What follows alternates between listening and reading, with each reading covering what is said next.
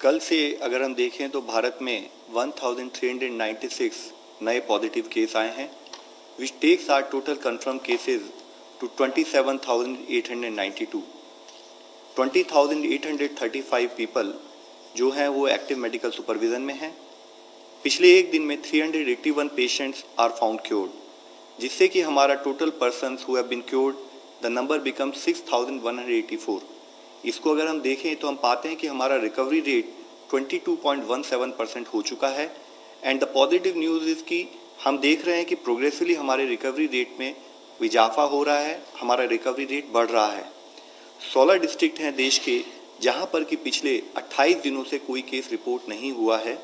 इन districts में 3 नए districts add हुए हैं। अगर आप देखें 24 अप्रैल से अब तक में, वह है गोंदिया महाराष्ट्र में, देवनगिरी कर्नाटक में, लखीसराय बिहार में। इसी के साथ ही जो डिस्ट्रिक्ट पहले 28 दिन की, जिसमें कि पहले केस आए लेकिन 28 दिन से केसेस नहीं आए थे, इससे पहले रिपोर्ट हुई, उनमें से 2 डिस्ट्रिक्ट्स में नए फ्रेश केसेस भी आए हैं। वह है पीलीभीत उत्तर प्रदेश में और एसपीएस डिस्ट्रिक्ट पंजाब के अंदर। टोटल ऐसे 85 डिस्ट्रिक्ट हैं 25 स्टेट्स और यूनियन टेरिटरीज में, जहां पर कि पिछले 14 दिनों से कोई केस रिपोर्ट नहीं हुआ है। यह हम लोगों को जानना होगा, फॉलोअप करना पड़ेगा कि हम अपनी विजिल को कॉन्स्टेंटली उसी मोमेंटम से बनाए रखें ताकि इन डिस्ट्रिक्ट की संख्या बढ़े और इन डिस्ट्रिक्ट में कोई नया केस ना आए। आज माननीय प्रधानमंत्री जी ने सभी राज्यों के मुख्यमंत्रियों के साथ वीडियो कॉन्फ्रेंस के जरिए बातचीत भी की। उन्होंने राज्य के मुख्यमंत्री से कहा कि वह सजग रहें, सचेत रहें। रेड जोन और ऑरेंज जोन में पड़ने वाले सभी जिलों में सख्ती रखते हुए chain of transmission of virus इसको ब्रेक किया जाए। ग्रीन जोन में जिला एडमिनिस्ट्रेशन सर्विलेंस पर फोकस रखते हुए अलर्ट रहे ताकि उस जिले में यह संकट प्रवेश न करे। कोरोना ग्रसित होना कोई स्टिग्मा नहीं है। जितनी जल्दी सच्चाई का सामना होगा उतनी जल्दी ही और उतने ही अप्रोप्रिएट तरीके से उसका समाधान होगा। एक मुख्य अंश के रूप में माननीय प्रधानमंत्री जी ने यह भी कहा कि इस समय में अन्य आरोग्य सुविधाएं जैसे कि डायलिसिस, अन्य बीमारियां, उनके ट्रीटमेंट आदि में भी कोई ढिलाई ना होने दें। परंपरागत मेडिकल व्यवस्था सुचारू रूप से चलती रहे।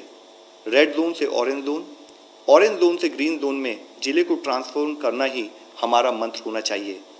आज इसी संदर्भ में आप लोगों को मैं एक और मुख्य विषय के बारे में बताना चाहूँगा। आप सभी को पता है कि हम एक इन्फेक्शियस डिजीज से लड़ रहे हैं और इस लड़ाई में हमें सबका साथ चाहिए, लेकिन कभी कभी लैक ऑफ अवेयरनेस या लैक ऑफ प्रॉपर अंडरस्टैंडिंग के कारण हमारे मन में फियर या पैनिक घर कर लेता है और जो पॉजिटिव पेशेंट्स होते हैं या जो हमारे फ्रंटलाइन वर्कर्स काम कर रहे हैं, हम उनके साथ स्टिग्मा एसोसिएट करने लगते हैं। हम उन्हें स्टिग्मेटाइज करते हैं, हम उनके साथ भेदभाव करते हैं। लेकिन हमें समझना होगा कि हमारी लड़ाई बीमारी के साथ है, ना कि बीमार व्यक्ति के साथ। इस स्टिग्मा के चलते हुए कई बार पेशेंट्स भी अपने आप को छुपाने की कोशिश करते हैं और ट्रीटमेंट लेने से कतराते हैं।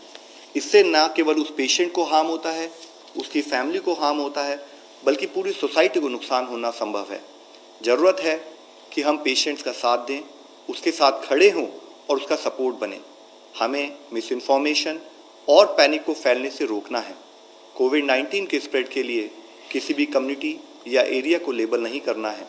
खास करके हेल्थ केयर और सैनिटरी वर्कर्स या पुलिस को टारगेट नहीं करना चाहिए, क्योंकि वे हमारी मदद के लिए कार्य कर रहे हैं।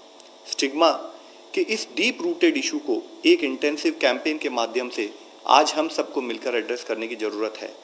हमें ये समझना होगा कि जो रिकवर्ड पेशेंट हैं वह कोई ट्रांसमिशन नहीं करते, बल्कि वो एक पोटेंशियल सोर्स हो सकते हैं हीलिंग के लिए, कि अगर उनका प्लाज्मा थेरेपी जो एक एक्सपेरिमेंटल प्रोसेस हम कर रहे हैं, अगर वह सक्सेस होता है तो उनकी एंटीबॉडीज से और बीमार लोगों को हम ट्रीटमेंट कर पाएंगे।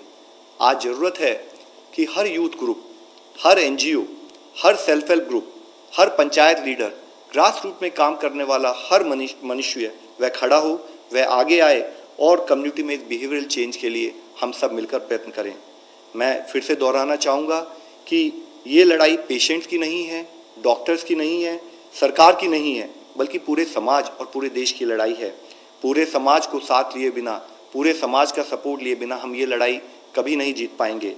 हमारे फ्रंटलाइन वर्कर्स हमारे प्रोटेक्टर्स हैं, हमारे चैंपियंस हैं। हमें उनके साथ भेदभाव नहीं करना है, तो क्योंकि नहीं तो फिर हमारी रक्षा कौन करेगा। इस निस्वार्थ रूप से जब वह हमारी सेवा करने के लिए अपनी जान को जोखिम में डालकर काम कर रहे हैं, तब ज़रूरत है कि हम उनके सपोर्ट के लिए खड़े हों। हम उनको, जैसे अब तक हमने जनता कर्फ्यू और अदरवाइज भी उनको हमने जिस तरह से सम्मान दिया, वह सम्मान हमारा कंटिन्यू रहे। और इसी संदर्भ में मैं आप लोगों को दिखाना चाहूँगा कि कैसे हमारे जवान, चाहे वह पुलिस हो या अर्धसैनिक बल के जवान हो, कैसे वे अपनी जान को जोखिम में डालकर हमारी सुरक्षा कर रहे हैं। हम सभी को चाहिए कि हम उनका आभार व्यक्त करें, उन्हें उचित सम्मान दें।